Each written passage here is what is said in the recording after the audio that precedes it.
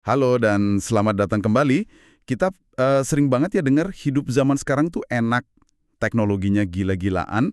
Kayak Google aja nih, katanya nilainya buat orang Amerika rata-rata bisa belasan ribu dolar setahun. Tapi pernah nggak sih Anda ngerasa ada yang kurang?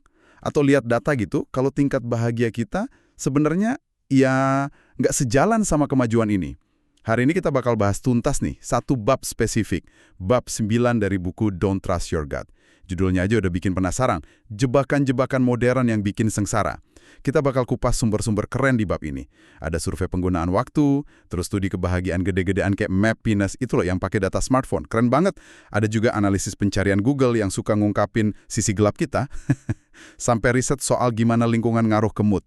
Intinya, kita mau bedah jebakan-jebakan nggak kelihatan ini pakai kacamata data. Biar Anda lebih sadar dan ya semoga lebih bahagia. Yuk kita bongkar. Aneh ya rasanya, kita punya akses informasi, hiburan, kemudahan yang, wah nggak kebayang deh dulu. Tapi data kayak survei sosial umum di Amerika malah nunjukin persentase orang yang ngaku sangat bahagia itu malah turun loh sejak tahun 70-an. Bahkan studi baru bilang, kalau pendapatan udah di atas batas tertentu, ya nambah duit nggak otomatis nambah bahagia juga secara signifikan. Ini kenapa ya? Nah, ini bagian yang menarik banget nih. Ini inti paradoks modern yang dibahas di bab ini, kan? Peneliti kayak Scott Alexander itu nunjukin di balik layar tuh. Banyak banget orang yang diam-diam berjuang sama masalah berat. Angka-angkanya kalau kita lihat lumayan bikin kaget loh. Sekitar 20% orang Amerika katanya hidup sama nyeri kronis. Terus 10% pernah kena trauma pelecehan seksual, 7% depresi klinis, 7% lagi masalah alkoholisme. Ini kan penderitaan yang sering nggak kelihatan ya di obrolan sehari-hari. Iya juga ya. Nggak nyangka setinggi itu angkanya. Betul, dan data pencarian Google yang dianalisis sama Seth Stevens Davidowitz itu kayaknya nguatin ini deh. Misalnya, orang yang nyari soal bunuh diri, itu seringkali juga nyari hal-hal dasar kayak kerjaan, tempat tinggal murah, atau malah cara nyari pacar. Ini ngingetin kita banget kalau banyak orang tuh lagi susah. Dan kita mungkin perlu lebih peka lah sama realita yang nggak kelihatan ini. Oke, kalau gitu coba kita lihat soal waktu deh. Ini sumber daya paling penting kan? Bagian ini di bab ini asli bikin saya kaget sih. Jadi kalau data American Time Use Survey, ini survei gede soal orang Amerika pakai waktunya gimana, menit per menit dibandingin sama data bahagia dari Mappiness, itu ironis banget hasilnya. Rata-rata orang cuma pakai waktu sekitar 2 jam sehari buat aktivitas yang paling bikin bahagia, kayak ya berhubungan intim, kumpul sama temen, olahraga gitu. Tapi sebaliknya, hampir 17 jam dipakai buat aktivitas yang, ya ampun, bahagianya rendah atau malah negatif. Gimana bisa gitu ya? Nah, itu dia. Gambaran yang jelas banget soal salah satu jebakan utamanya.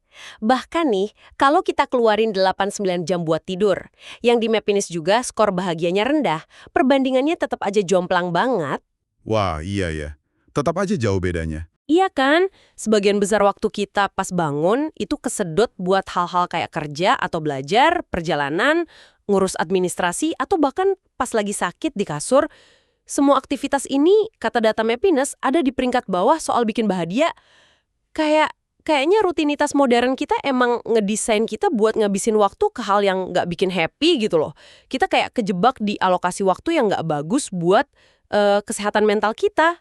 Ngomongin kerja nih, kita kan ngabisin waktu banyak banget buat kerja. Tapi bab ini bilang kerja justru salah satu sumber nggak bahagia terbesar.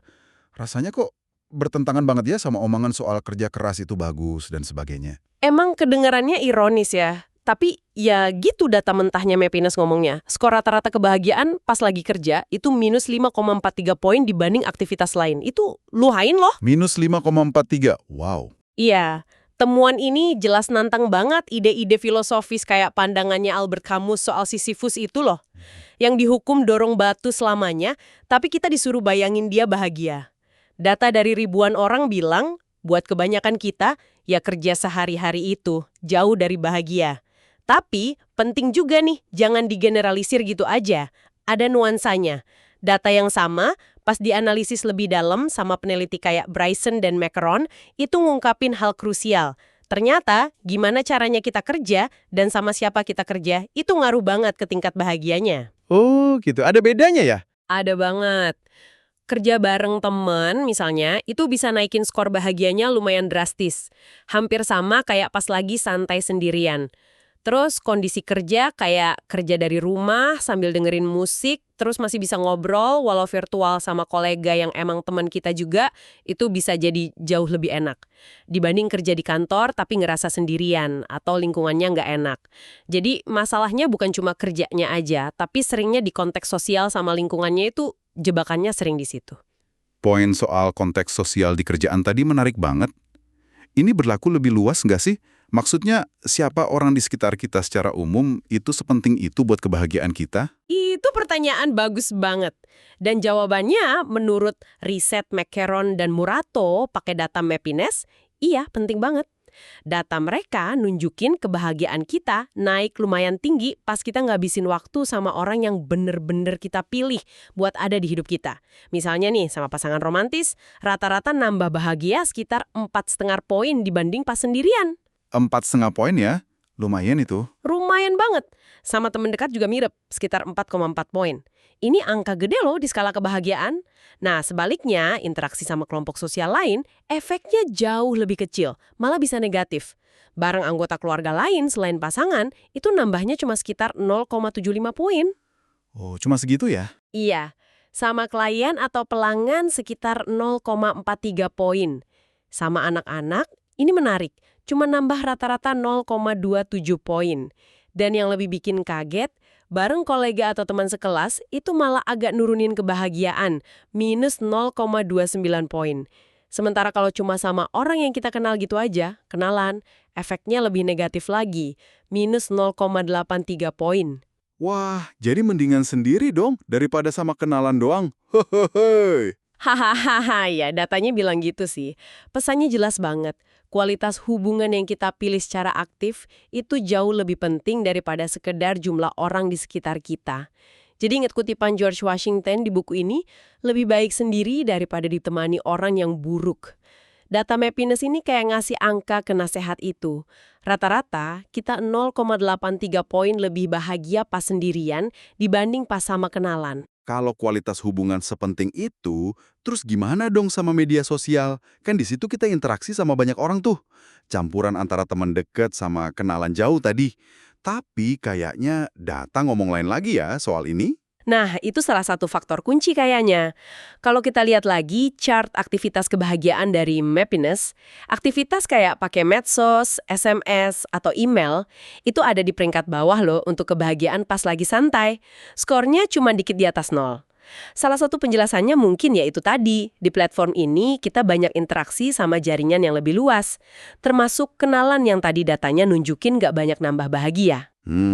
Masuk akal juga sih. Selain korelasi itu, ada juga bukti sebab akibat yang kuat dari studi terkontrol acak, RCT, yang dibikin sama peneliti dari NUY dan Stanford. Mereka bikin eksperimen, ada sekelompok orang dibayar buat non-aktifin Facebook mereka sebulan penuh. Terus mereka juga jadi lebih banyak ngabisin waktu berkualitas secara offline sama teman dan keluarga. Ini bukti eksperimen yang cukup kuat sih bahwa ya setidaknya cara kita pakai medsos sekarang ini bisa jadi jebakan yang nyedot waktu dan kebahagiaan. Seringkali ngegantiin interaksi langsung yang lebih bikin puas. Oke, ini nih, bagian yang mungkin agak nyakitin buat sebagian dari kita, termasuk saya yang suka nonton bola. Kita tahu, nonton pertandingan itu seru banget. Tapi, data dari studi McCarron dan Dalton soal fans bola di Inggris itu nunjukin kalau jadi fans yang terlalu terikat emosi, itu bisa jadi jebakan kebahagiaan sendiri. Kok bisa gitu? Alasannya ada di, gimana ya ngomongnya, respon emosi kita yang nggak seimbang antara pas tim favorit menang sama kalah. Asimetris gitu. Studi itu nemuin kalau rasa sakit atau turunnya kebahagiaan pas tim kesayangan kalah itu rata-rata minus 7,8 poin. Wow, minus 7,8. Iya, sementara rasa senang pas timnya menang itu cuma sekitar plus 3,9 poin. Cuma setengahnya ya berarti. Betul, artinya dampak negatif kalah itu rasanya 2 kali lipat lebih kuat dibanding dampak positif menang. Ini fenomena psikologi yang namanya loss aversion, tapi di konteks fans olahraga. Dan yang lebih menarik lagi, ini kayaknya berlaku juga buat fans tim-tim jagoan yang sering juara loh. Otak kita tuh cepet adaptasi sama sukses. Menang terus-terusan, lama-lama jadi biasa aja, senengnya kurang greget. Tapi sekali kalah, sakitnya minta ampun. Mungkin karena udah nggak biasa. Kayak kebal gitu ya sama kemenangan tapi sensitif banget sama kekalahan. Persis, analoginya kayak toleransi sama obat gitu. Dosis sama nggak ngefek kayak dulu. Sarannya gimana? Ya mungkin kita bisa coba jadi penulis nyebutnya penonton Buddhis. Lebih fokus nikmatin mainnya aja. Strateginya, skillnya, tanpa terlalu ngikat kebahagiaan kita ke hasil akhir. Atau mungkin coba nonton tim lain juga yang bukan favorit utama. Biar emosinya nggak numpuk di satu tim aja. Oke, masuk akal sih sarannya. Jebakan lain nih, alkohol. Banyakan yang pakai buat santai, biar ngerasa enakan, atau ngatasin sedih. Datanya gimana soal ini? Datam Happiness emang nunjukin ada peningkatan kebahagiaan sesaat pas orang minum alkohol. Rata-rata sekitar 4 poin. Oh, jadi bener ya bikin senang sesaat. Iya, ini bisa jelasin kenapa alkohol jadi pilihan banyak orang pas lagi ngumpul atau pengen ganti suasana hati. Ada efek seneng atau rileks jangka pendek yang nyata. Tapi kata kuncinya sesaat. Studi lanjutannya Macaron dan Geiger pakai data yang sama ngelacak kebahagiaan orang beberapa jam setelah minum. Mereka nemuin kalau rasa seneng di awal itu seringnya diikuti sama penurunan kebahagiaan yang lebih gede beberapa jam kemudian. Efek hangover atau mabuknya itu loh. Oh, jadi turunnya lebih dalam ya daripada naiknya. Nah, itu dia. Jadi kalau dihitung total selama periode waktu itu, efek bersih alkohol ke kebahagiaan malah cenderung negatif. Temuan ini jelas nantang banget saran populer kayak cerita Neil Brennan dari temannya Dave Chappelle itu buat minum aja kalau lagi sedih. Data bilang itu bukan strategi yang efektif buat jangka panjang. Satu lagi nih aspek modern yang sering kita lupain. Hubungan kita sama alam. Ini termasuk jebakan juga. Bisa dibilang gitu, tepatnya jebakan defisit alam. Kita sering nggak sadar sepenting apa sih paparan ke lingkungan alam buat ekosistem ya, buat kita ngerasa enak gitu. Coba deh lihat lagi chart aktivitas kebahagiaan tadi. Dari 10 aktivitas paling bikin bahagia, 5 diantaranya itu nyambung banget sama alam atau sering dilakuin di luar. Contohnya kayak berkebun, olahraga atau lari, ngamatin burung atau alam, jalan-jalan atau hiking, bahkan berburu atau mancing. Oh iya bener juga ya. Yang di luar ruangan gitu. Sebaliknya, 10 aktivitas paling bawah di daftar kebahagiaan itu hampir nggak pernah dilakuin di alam. Polanya kelihatan banget. Dan ini bukan cuma korelasi loh. Desain studi Happiness itu bisa bandingin tingkat kebahagiaan orang yang sama pas dia lagi di lingkungan beda, di waktu beda. Hasilnya jelas banget. Ada di lingkungan alam itu naikin kebahagiaan secara signifikan dibanding di kota atau di dalam ruangan. Lingkungan alam yang paling bagus apa katanya? Menurut data Happiness, paling bagus itu daerah pantai atau laut. Nambahnya bisa 6 poin dibanding di kota. Gede banget kan? Terus pegunungan, padang rumput, gitu-gitu nambah sekitar 2,7 poin. Hutan sekitar 2,1 poin. Bahkan cuma lihat pemandangan indah aja, ini diukur pakai data dari proyek Scenic or Not, itu ada hubungannya sama kebahagiaan. Studi lain di Belanda, Happy Here, juga nemuin efek positif dekat pantai meskipun orangnya lagi di dalam ruangan tapi lokasinya dekat pantai. Jadi, ya kurangnya kita kena alam di hidup modern ini jadi jebakan tersendiri. Terakhir nih, soal cuaca.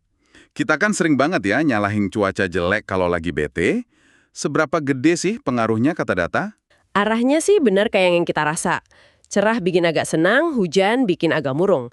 Tapi data Happiness nunjukin efeknya mungkin nggak segede yang kita kira. Oh, nggak sebesar itu ya? Ya, sinar matahari misalnya rata-rata cuma nambah bahagia sekitar 0,5 poin. Hujan emang ngurangin tapi cuma sekitar 1,4 poin. Ada pengecualian sih, hari yang anget banget di atas 24 derajat Celcius itu emang nambah bahagianya lumayan, sekitar 5 poin. Tapi secara umum, kalau dibandingin sama faktor lain kayak kita lagi di mana, alam atau kota atau lagi sama siapa, efek cuaca tuh relatif lebih kecil. Jadi mungkin kita keseringan jadiin cuaca kambing hitam utama ya. Baiklah. Jadi kita udah kupas tuntas nih beberapa jebakan utama kehidupan modern yang dibahas di bab 9 ini. Yang tanpa sadar bisa nyedot kebahagiaan kita. Mulai dari cara kita pakai waktu yang ternyata sering gak efisien buat happy, terus pentingnya teman di kerjaan, krusialnya milih teman gaul, jebakan laten medsos, terus soal jadi fans bola fanatik, ilusi senang sesaat dari alkohol, sampai dampak negatif kurangnya kita main ke alam. Banyak juga ya ternyata. Iya, benang merahnya tuh banyak hal yang kita anggap normal di era modern, bahkan mungkin kita kejar, kayak sibuk terus, nyampung terus di dunia maya, atau bentuk hiburan tertentu. Ternyata potensial banget buat nurunin kebahagiaan kita sehari-hari. Jebakan-jebakan ini seringnya nggak kita sadari, udah jadi bagian rutinitas aja gitu. Langkah pertama buat menghindarinya ya paling nggak ngurangin dampaknya ya dengan ngenalin polanya dulu. Dan data kayak gini bisa bantu banget buat itu. Nah, setelah dengerin semua ini, mungkin ini waktu yang pas buat berhenti bentar deh. Terus refleksi soal rutinitas Anda sendiri. Coba dipikirin, ada nggak sih aktivitas atau kebiasaan Anda yang diam-diam nyedot kebahagiaan, padahal rasanya biasa aja atau malah kayaknya perlu? Terus, berdasarkan data dari obrolan kita hari ini, ada nggak satu aja perubahan kecil-kecil aja, nggak usah muluk-muluk, yang bisa Anda coba minggu ini buat mulai lepas dari salah satu jebakan itu? Mungkin, ganti 15 menit scroll medsos, jadi jalan kaki bentar di taman dekat rumah. Atau, coba telepon satu teman dekat, bukan cuma chat. Pertanyaan ini buat Anda renungin sendiri ya. Sampai jumpa di pembahasan mendalam kita berikutnya.